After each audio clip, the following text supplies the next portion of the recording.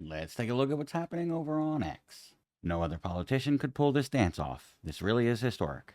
When there's nothing left to praise other than his jerk off dance, maybe it's time we select a new president. The media would never show you this. The midshipmen went crazy for Pete Hegseth at the Naval Academy.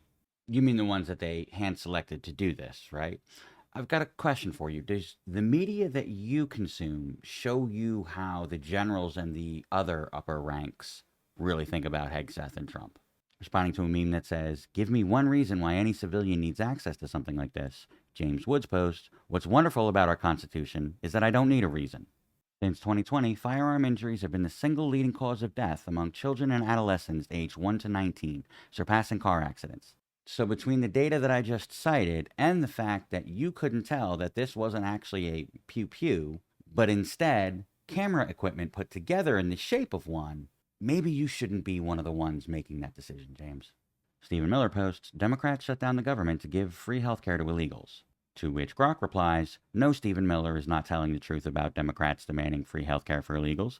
Democrats are pushing to extend Enhanced Affordable Care Act subsidies that primarily benefit U.S. citizens and lawfully present immigrants by reducing premiums for millions, preventing coverage losses. Undocumented immigrants remain ineligible for these programs."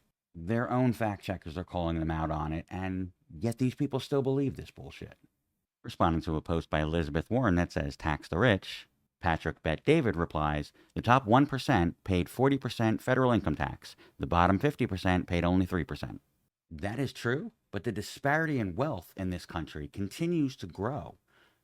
The wealth that the 99% of us have continues to be consolidated and pushed up into that 1%. So, yeah, it's still a problem."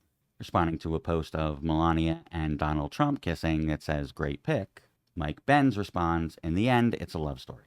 Any of you ever read a love story where the guy cheats on his wife with a porn star while she's recovering from having their child? I must have missed that one.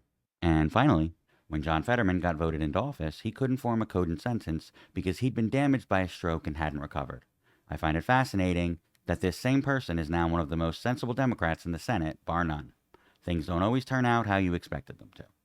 I voted for John Fetterman, a mistake that I regret, and I hope that his health continues to improve and he recovers completely from this. But if you can look and say the only Democrat that I find sensible is the one that had literal brain damage, shouldn't that be a red flag?